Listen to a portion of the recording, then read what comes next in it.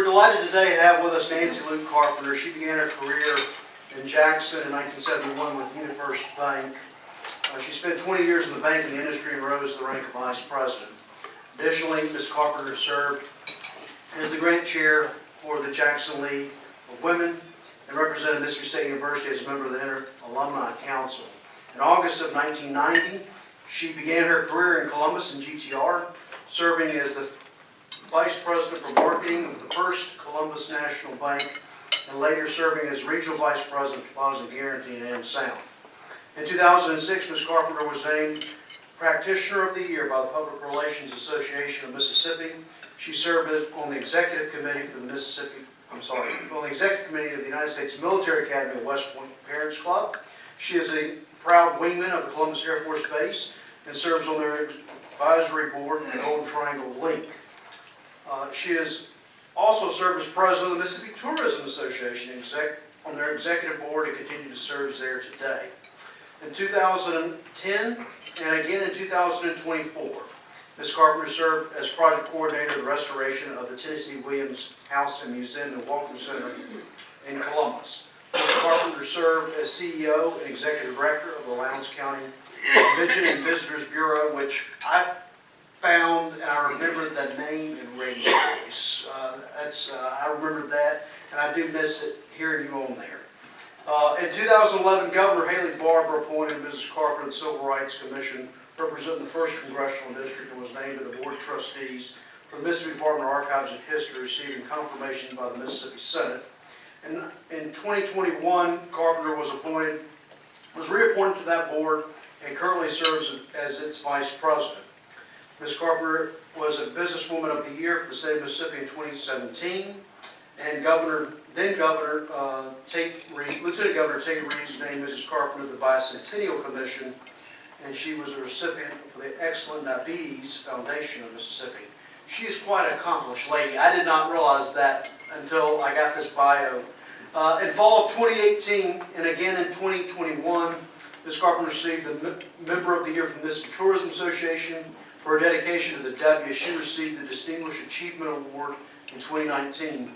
In the spring of 2020, she was appointed part of the Magnolia Magazine Leader for the Mississippi Advancement and currently serves as the Culture Heritage Foundation Development Appointment Director for the state of Mississippi, America250, which brings us why she's here today. So, please give a warm Rotary welcome as we hear from Nancy Carpenter about America250 in Mississippi.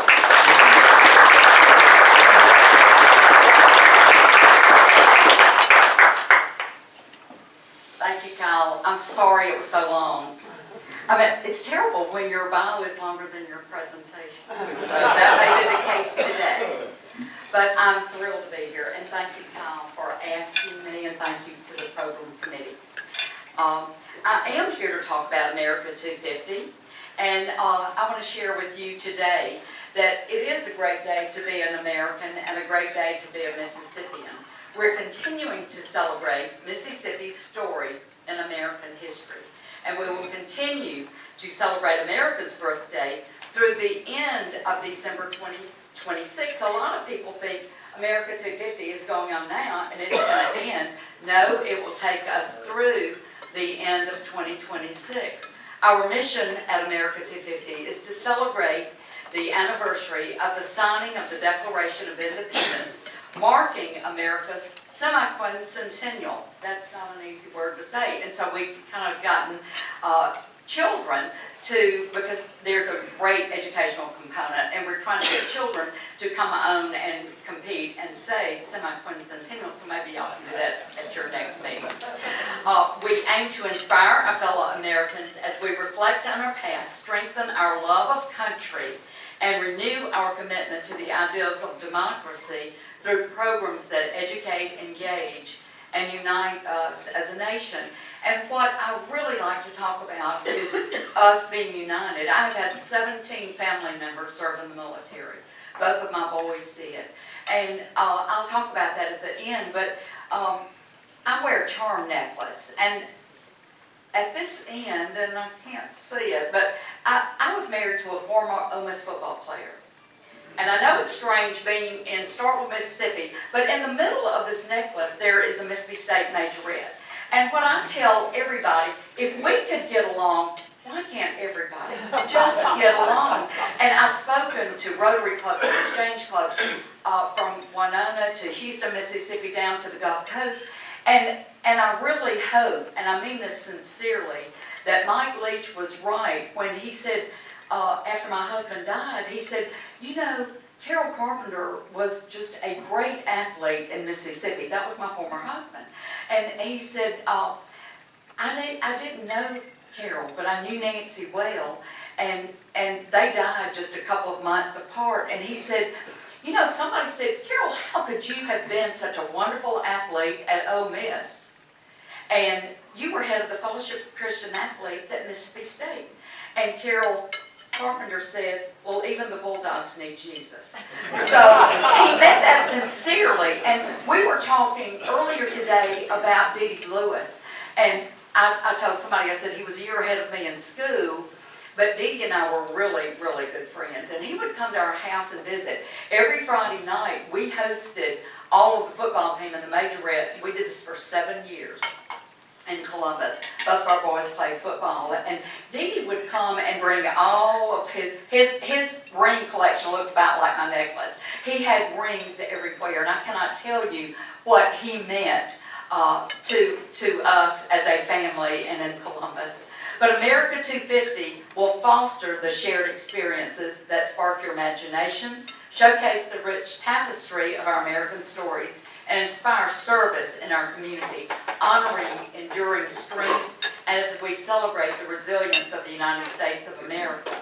America 250 leadership, and this is what a lot of people don't understand. The U.S. Semi-Quincentennial Commission was established in 2016. I was doing an interview in Jackson last week, and somebody just was determined that this is not going to be successful. And I said, why? And she said, well, because, you know, Trump's going to mess it up. And I said, do you know when this started? And she said, I have no idea. And I said, in 2016 is when the plan to orchestrate everything really started. Now, y'all, I didn't apply for this job. You know, I mean, it's obvious from reading my bio that I am no spring chicken. And so I have 2 full-time jobs. One day, I'm sure I won't, but I was visiting Rosie Rios. Do any of you know who Rosie Rios is? She was the treasurer, I didn't see any hands, I'll tell you, she was the treasurer of the United States of America, and she worked under both President Bush and President Obama. And Rosie is a beautiful girl from California, and it was just great meeting her. She is the chair of America 250, and she has, as her co-chairs, the honorary co-chairs are President Obama and President Bush and their wives. When I met Rosie, she said, we had name tags that were about, oh, they were bigger than this, but anyway, we had large name tags, and she went, oh, I see you're from Mississippi. I love stories from the South. And I said, you do? And she said, yes, especially Mississippi. Please tell me a Mississippi story. And of course, I was trying real quick to think, and I said, well, my grandmother's name is Sippy. And she liked that okay, and she said, I said, well, let me tell you something. Last Christmas, my children were here, and when you send your boys off to the military academy, they marry girls from Massachusetts and Nebraska and other places, and so you don't get to see your grandchildren often. But I said my granddaughter Jane was here, and she came in, and she was 11 years old, and she said, Sippy, I just love being here with you. I love you. When I grow up, I want to look like you, and I want to talk like you, and I want to act like you. And I thought, you really don't want to act like me. It will get you in trouble. But she said, and Sippy, when I come back the next time, I hope that I can say, where have y'all been, and when are y'all coming back? She has never said y'all, because she lives in Canton, Ohio, and they say you guys all the time. But I said, well, Jane, I want you to come back more often, and you can say that. But I don't think we as Mississippians realize that people really do admire us. They admire the way we talk. They admire the way we act. And I'm sure that they don't always want to hear us talk. But let's face it, we are not only great in grandmother names, but we have the best in arts and culture. We have the best in athletes, in writers, all genres of music. Writers from Eudora Welty to Tennessee Williams to William Faulkner and John Grisham. Our actors and our musicians are Faye Hill and Muddy Waters and B.B. King and Jimmy Buffett and Robert Johnson and Elvis Presley.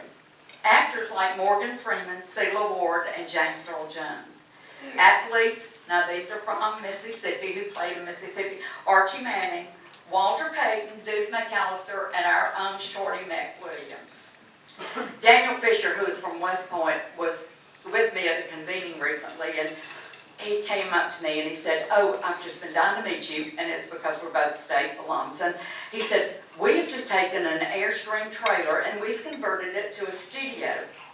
And we're going to ride out and we're going to be on the lawn of the Capitol, and we're going to record, and you're going to be the first person." There were hundreds of people there. He said, "You're going to be the first person to be interviewed."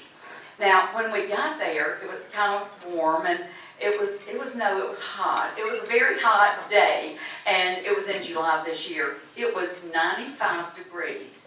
And I thought, well, this will be great because I'm going to be in the studio, in this little Airstream. And he said, "No, we're not going in the Airstream.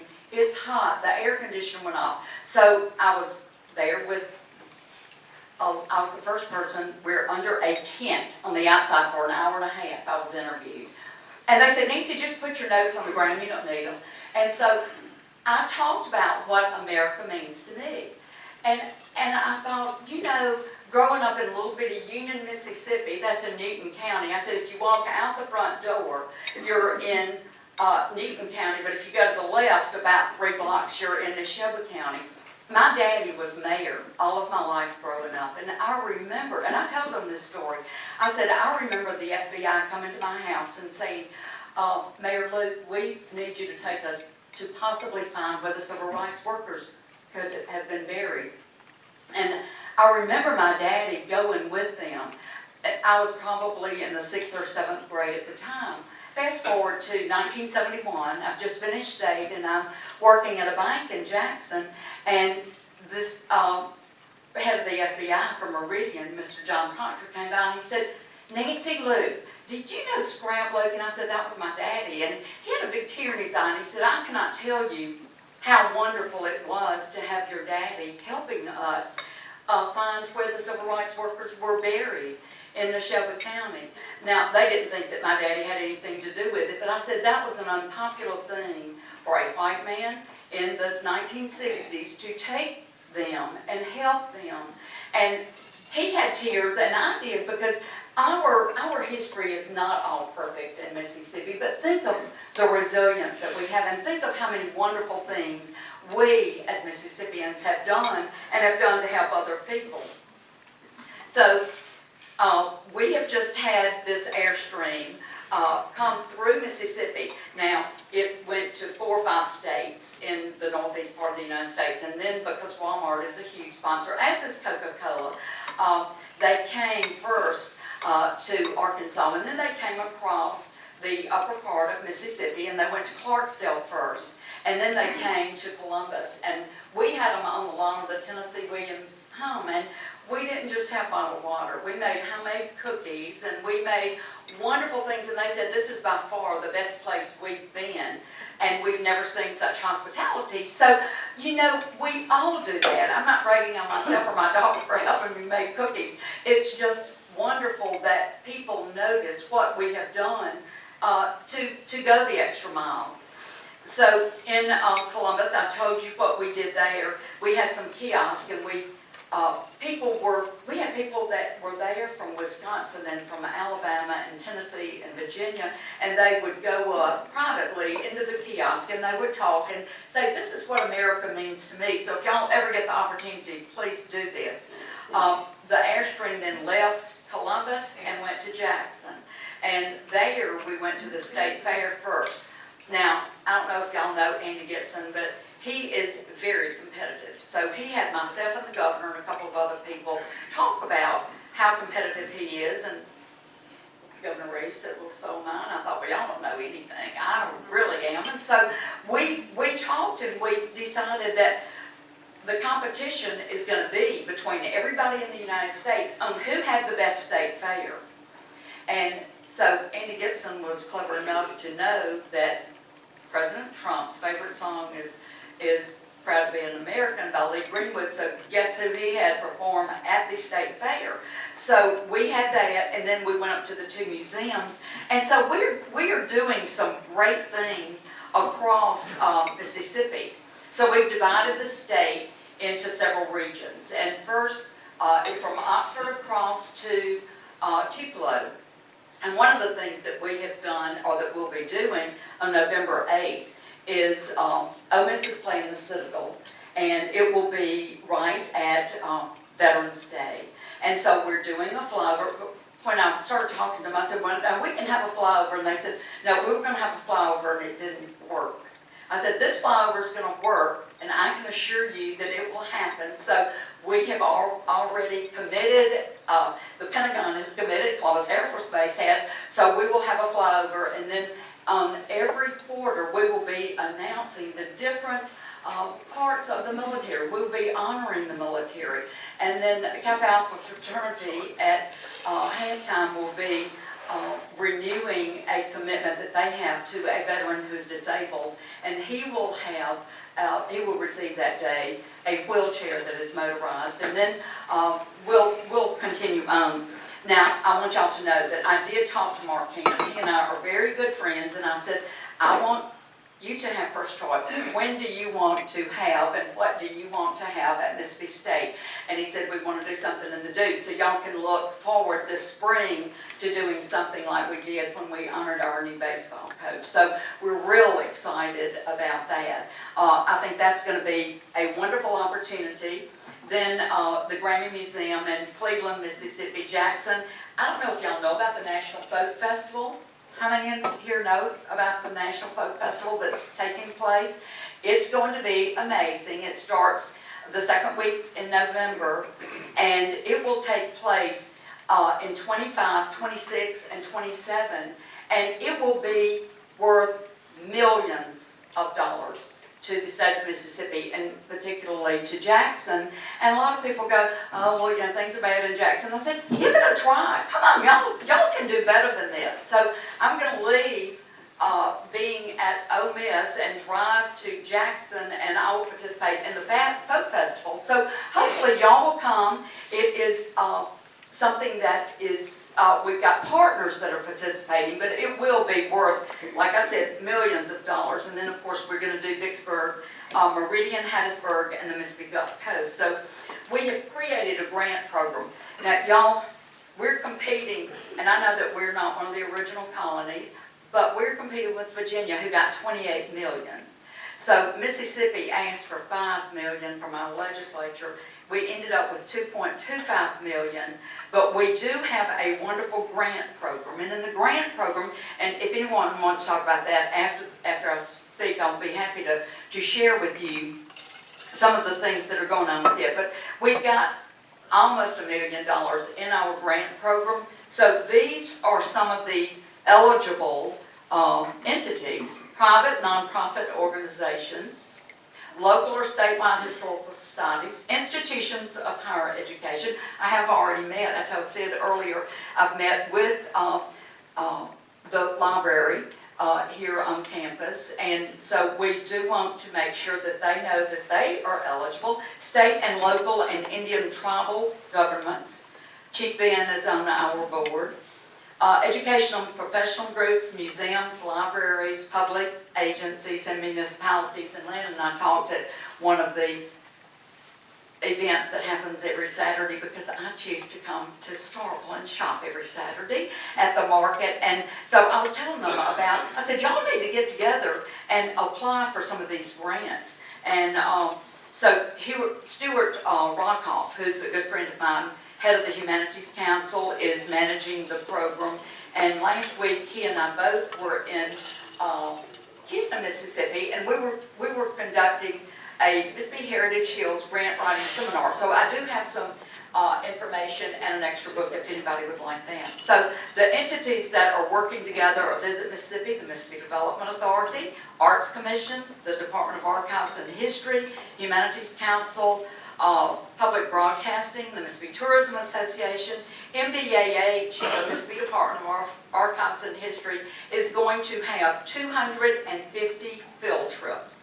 We also there are going to have a bay that has been created that is much larger than this room plus another 2 or 3 rooms. And in that, we will have 250 pieces of art or transportation that have been created in the state of Mississippi. We will have a Toyota on the level of the perimeter there, and we'll have another Nissan inside the building. So we're going to have everything that you can imagine. MDAH is already partnering with the Mississippi Department of Education to prepare classroom materials. The Grammy Museum is working with us, the Florida Museum District, and Vicksburg National Military Park. So we've got a lot of activities that are going on. And as I told you, I did have 2 sons that served in the military. So I was at an event in Houston, Mississippi, and this gentleman came up to me and he said, I think we were in college together, and we figured out that we were. And he told me that he's actually a general, retired in the military, and he said that he was in Iraq. And I said, my son was in Iraq. And I said, when were you there? And we figured out that they were there at exactly the same time, 2005 to 2006. And he said, well, where was your son stationed? And I said, at Camp Taji. He said, I was 5 miles from there. So we had a very memorable time talking about that. And, you know, I know that everybody doesn't have 17 family members that have served in the military, but just know that there are so many people that will do whatever they can, including dying for you and for me and our country. So I'm going to leave you with this. To me, America means freedom. Freedom given not by man, but by God. It's kind of hard to say this.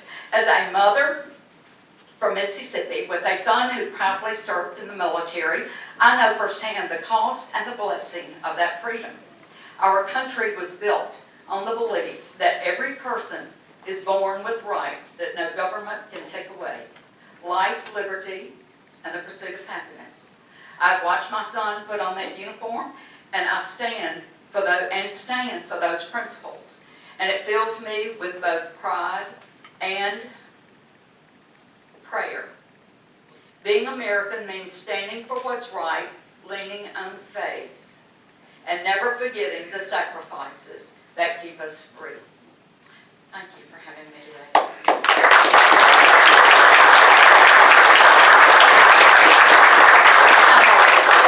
I'm happy to answer any questions.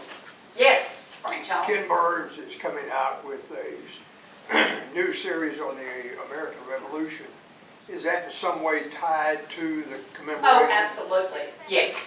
He was asking about the Ken Burns documentary, and I'm introducing it Wednesday in Jackson on the 29th at the two museums. So it will be the introduction to it, but yes, it is very much tied in. Mississippi State and Ole Miss have already shown it, and a couple of other, I know some libraries, I don't know if y'all have here, but several libraries have already requested it too. So if y'all are in Jackson next week, come, and or this week, it's the 29th. So thank you. Any other questions? Yes? So this is this the Mississippi version of the national celebration, correct? It is. Okay, and do you have a schedule, or will you post a schedule of all the events? Yes. On the website or something? Yes, I'm so glad you asked. Everybody has a card at your table, and you can even donate to America250 Mississippi.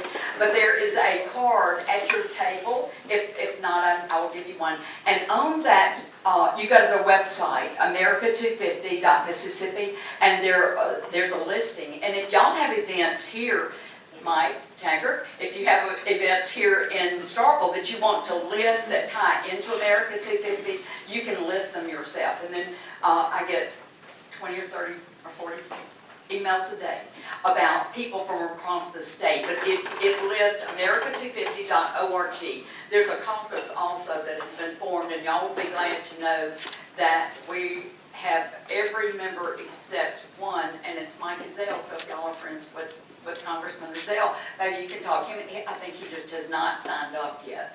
But everybody else has become a member of the caucus. But yes, great question, and you can find out everything that's happening in Mississippi and across America. Any other questions? Yes? The grants that you mentioned, what is the purpose for that? Okay, one is a mini, oh, that's a great question. So one is a mini grant, and it's $5,000, and this is personal. I don't want there to be just a fireworks show, because that comes and that goes. But like a music program, my daughter's in Golden Triangle Theater Singers, and I said, this is great for y'all to get a $5,000 grant for the mini grant. And then there's a program grant, and those are $10,000, and then a legacy grant, and those are $20,000. So if somebody wants to have really a lasting legacy, in your, whether it's in your school or your town, then those are up to $20,000. And the next round is going to be heard in December. So all of that information too, you can find it on the website. But again, I'll be happy to share this program that I've got that lists all the different grants and the types. I do know that in June of 26, we are going to have a 1,000-member choir performing at the Coliseum. And with that, we will, if you want to be in the choir, all you will need once the introductions are open, all you have to do is just sign up. If you want to play in a orchestra that's 125 piece, then those will be for you to compete. Now, Clydesdale is doing the music, I do know that, and he's done for Sandy Patty and some others. So it's going to be quite an appearance, and it will be at the Coliseum, and we're expecting a 1,000-member choir. And that will be in June of 26.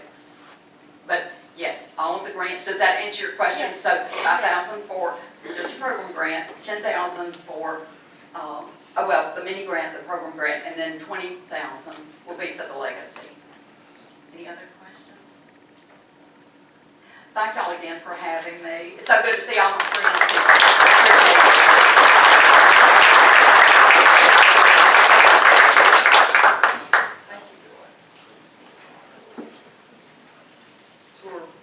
Is Rotary eligible? Yes. Yes. Because it seems like Unite for Good would be a great name for something. So y'all be thinking about what we might come together and do. Thank you for your presentation. Donation we made in your honor to MSU's Bullies Pantry. Wonderful. Next week, we will have Dr. Mark Keenum, who has been our Mississippi State President for 17 years. And so we look forward to him being here next week.